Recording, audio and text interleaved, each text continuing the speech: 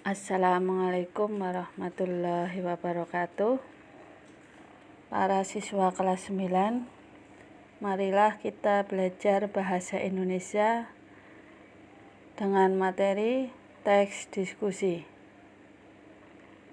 Namun sebelumnya kita berdoa terlebih dahulu. Berdoa mulai. Selesai. Selamat belajar. Menyajikan teks diskusi. Tujuan pembelajaran. Setelah pembelajaran, diharapkan siswa dapat 1. Mengidentifikasi informasi teks diskusi berupa pendapat pro dan kontra. 2. Mengidentifikasi ciri kebahasaan teks diskusi. 3. Mengidentifikasi struktur teks diskusi. 4. Menyimpulkan isi gagasan, pendapat, argumen yang mendukung dan kontra serta solusi atau permasalahan aktual dalam teks diskusi.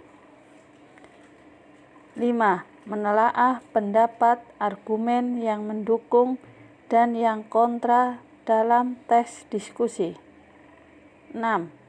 Menyajikan gagasan atau pendapat, argumen yang mendukung dan kontra, serta solusi atas permasalahan aktual dalam teks diskusi. Apakah teks diskusi itu?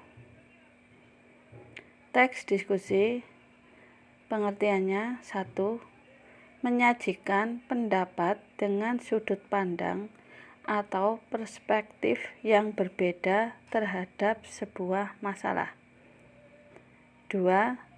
Pendapat diberi argumen dari semua sisi untuk mengambil keputusan yang tepat.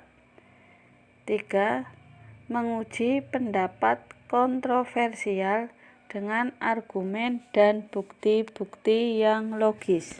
Gambaran teks diskusi. Misalnya, ada masalah.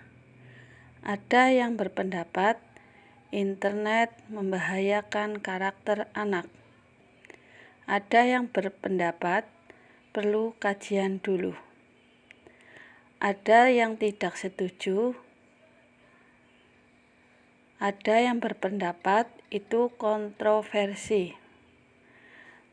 Ada yang menyatakan setuju.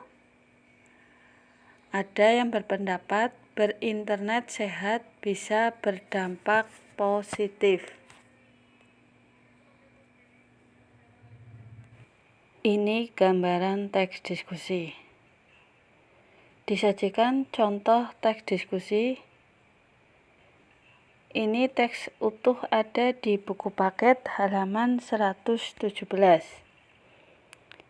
Pada paragraf 1 disajikan bahwa anak-anak hampir di seluruh dunia, terutama di kota-kota besar, kini semakin gemuk dan semakin diperburuk dengan gaya hidup yang tidak sehat. Paragraf 2. Pertumbuhan fisik memerlukan banyak latihan gerak setiap hari dan cara terbaik melakukannya adalah dengan berolahraga. Paragraf 3. Selain itu, bermain olahraga dalam tim sangat baik bagi anak-anak sebab dapat memperbanyak pertemanan.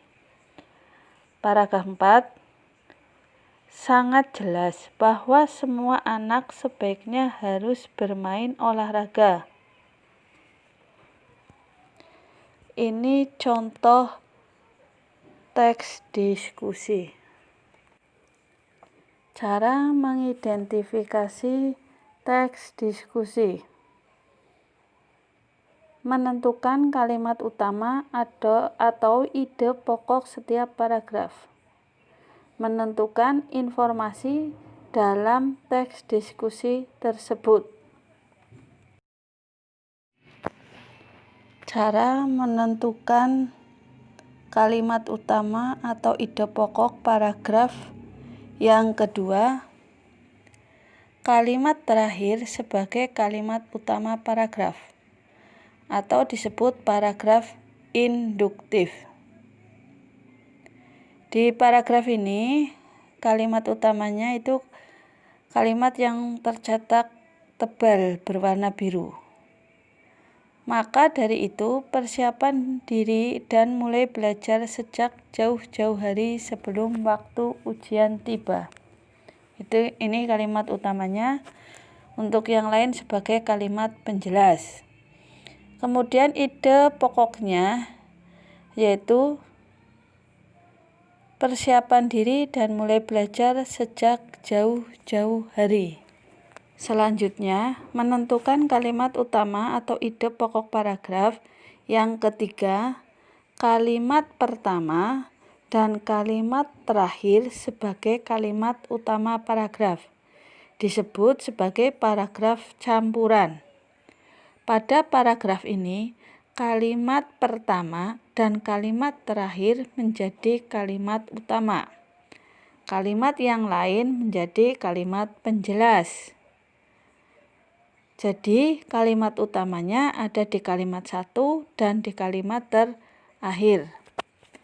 Ide pokoknya yaitu pendidikan karakter adalah hal yang utama.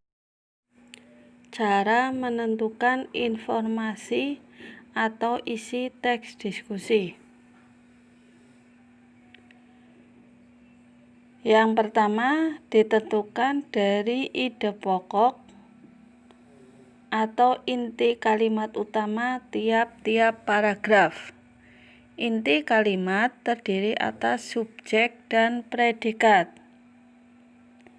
Kemudian dirangkaikan atau disatukan agar mencerminkan isi teks secara keseluruhan. Atau dengan dibuat kesimpulan sebagai informasi atau isi teks secara keseluruhan.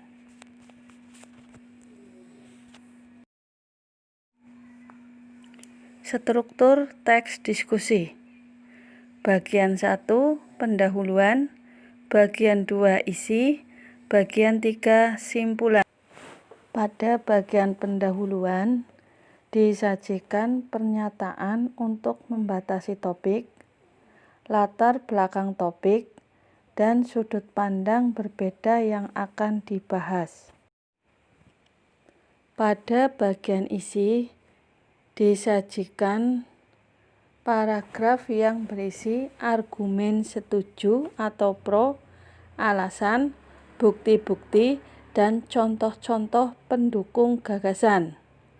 Disajikan pula paragraf yang berisi argumen tidak setuju atau kontra, alasan, bukti-bukti, dan contoh-contoh pendukung gagasan.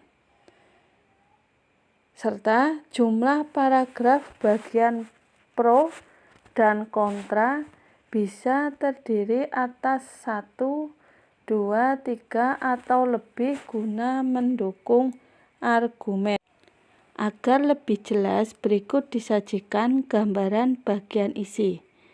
Inti ada 2 di bagian isi, yaitu 1, paragraf dengan argumen pro, 2, paragraf dengan argumen kontra. Masing-masing paragraf bisa berisi 1 sampai 2 paragraf tergantung dari argumen yang diberikan. Simpulan teks diskusi didasarkan pada simpulan argumen dari kedua sisi, mengevaluasi argumen yang paling efektif, rekomendasi 1 sudut pandang berdasarkan argumen yang disajikan. Berikut disajikan contoh teks diskusi dengan judul Daur ulang untuk gaya hidup hijau. Ada bagian pendahuluan, isinya satu paragraf. Setiap hari kita diingatkan agar peduli dengan lingkungan kita. Pada bagian isi ada pendapat yang menyatakan pro yang kedua. Pada satu paragraf yang intinya, pada suatu kesempatan jutaan orang melakukan gerakan kebersihan di berbagai wilayah di Indonesia dalam waktu yang berbeda-beda. Ada kalimat yang menjadi bukti dan alasan yang mendukung. Pada bagian isi pendapat kontra, ada 2 paragraf. Yang inti dari bagian ini adalah, namun di pihak lain, di banyak tempat orang-orang menganggap gagasan daur ulang itu membuang-buang waktu mereka. Pada saat yang sama, masyarakat lain yang berpikiran sempit yakin bahwa satu orang tidak akan membuat perbedaan. Ini diberi kalimat penjelas sebagai alasan, sebagai bukti yang mendukung pendapat kontra.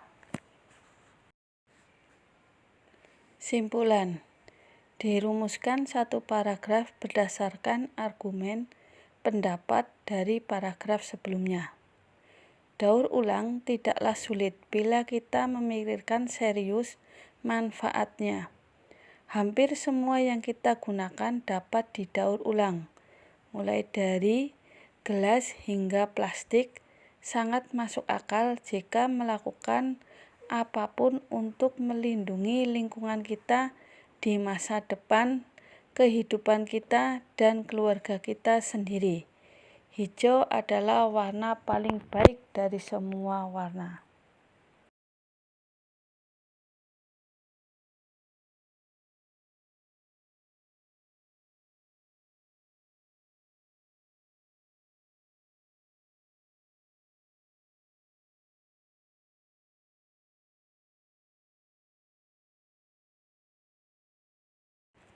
Demikian pembelajaran kali ini, semoga bermanfaat.